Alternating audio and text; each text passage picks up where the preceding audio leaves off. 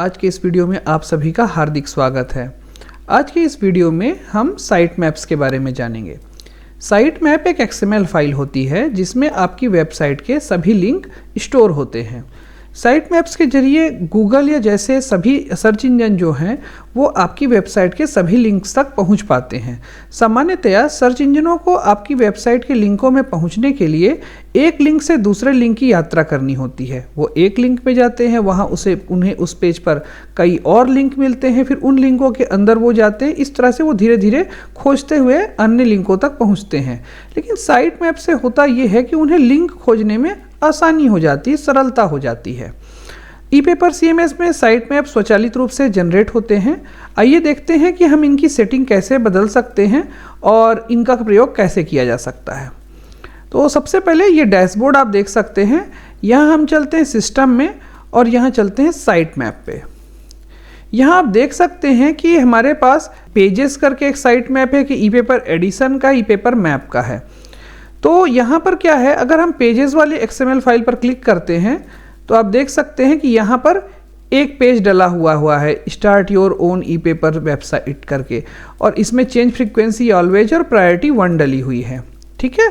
अच्छा, इसी प्रकार से आपका ई-पेपर एडिशन नाम से बना हुआ है एक साइट मैप है। इसमें जाएंगे तो यहाँ पर जितने भी ई-पेपर अपलोड हुए हैं उन सभी के लिंक यहाँ पर दिए हुए हैं।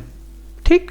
अच्छा, ये जो साइट मैप अलग अलग बने हुए हैं इनका जो है एक इंडेक्स फाइल होती है जो कि हमेशा आपके URL के रूट पर होती है, जो कि है आपके URL के रूट पर sitemap.xml के नाम से। ये इस जैसे हमारा यहाँ पर demo.epapercms.com लिखा हुआ है URL, तो यहाँ पर sitemap.xml जो है ये हमारा साइट मैप इंडेक्स है। यहाँ पर हमारे सभी साइट मैप्स की लिस्ट डली होती है। अच्छा, जब आप कोई नया कंटेंट पोस्ट करते हैं तो वो ऑटोमेटिक साइट मैप पे नहीं आता है। यद्यपि हमारे यहाँ सिस्टम ऐसा है कि हर 24 घंटे में एक बार सभी साइट मैप रीजनरेट होते हैं। आप मैनुअली अगर रीजनरेट करना चाहें तो या तो आप जनरेट साइट मैप पर क्लिक करके इन्हें जनरेट कर सकते हैं या आप रीजनरेट भी कर सकते हैं। देखिए, रीजनरेट करने से क्या होता है कि देखिए जनरेट साइट मैप में क्या होता है कि जितने साइट मैप जनरेट है उससे आगे के साइट मैप जनरेट होते हैं, उससे आगे के जो लिंक हैं वो साइट मैप में के रूप में बनते हैं। और रीजनरेट में क्या होता है कि सारे साइट मैप डिलीट हो जाते हैं और नए सिरे से सारे साइट मैप बनते हैं। तो ये बेसिकली दोनों में इतना सा फर्क रहता है। अच्छा, तो अब इसमें सवाल ये आता है कि साइट मैप्स की सेटिंग्स कैसे बदलें।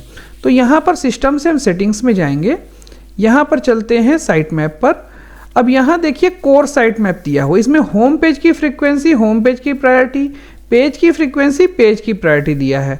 होम पेज जैसा कि नाम से स्पष्ट है, वेबसाइट के मुख्य पेज की बात कही जा रही है, उसमें आपको फ्रीक्वेंसी कितनी सेट करनी है और प्रायोरिटी कितनी रखनी है वो आप डाल सकते हैं। पेजेस यानी कि जो आपके ये स्टैटिक पेजेस होते हैं ना, जैसे मैंने यहाँ बनाया हुआ है अबाउट अस, कॉन्टैक्ट अस वगैरह के, उन पेजों की जो फ्रीक्वेंसी और प्रायोरिटी है वो आप यहाँ सेट कर सकते हैं।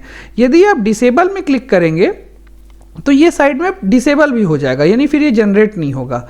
हाँ, एक और बात, अगर जैसा यहाँ लिखा हुआ है if you change these options then don't forget to regenerate site maps, अगर आप इन ऑप्शंस को चेंज करते हैं तो आपको एक बार जा करके यहाँ साइट मैप में इसे रीजनरेट करना होगा ताकि आपके जो दिए हुए ऑप्शन है उसके आधार पर नया साइट मैप जनरेट हो सके। ठीक है। अच्छा, इसके अलावा ई-पेपर साइट मैप है जहाँ पर ई-पेपर एडिशंस की फ्रीक्वेंसी, पेज की फ्रीक्वेंसी, प्रायोरिटी और मैप्स जो एरिया मैपिंग करते हैं उसकी फ्रीक्वेंसी और प्रायोरिटी भी आप यहाँ से सेट कर सकते हैं। और ये सब करने के बाद आप सेव सेटिंग्स कर देंगे तो साइट मैप की सेटिंग सेव हो जाएगी। उसके बाद आप चाहें तो फिर से दोबारा जाइए साइट मैप में और रीजनरेट कर दीजिए, तो सारे साइट मैप रीजनरेट हो जाएंगे। तो इस प्रकार से आप अपनी वेबसाइट के साइट मैप को जनरेट कर सकते हैं। साइट मैप्स को आप गूगल सर्च कंसोल में भी सबमिट कर सकते हैं ताकि गूगल को आपकी वेबसाइट के लिंक ज़्यादा तेज़ी से प्राप्त हो जाए। आशा करता हूँ यह वीडियो आपके लिए उपयोगी सिद्ध होगा। इसी प्रकार के नए वीडियोस और ट्यूटोरियल्स के लिए हमारे YouTube चैनल को सब्सक्राइब करना ना भूलें। बहुत बहुत धन्यवाद।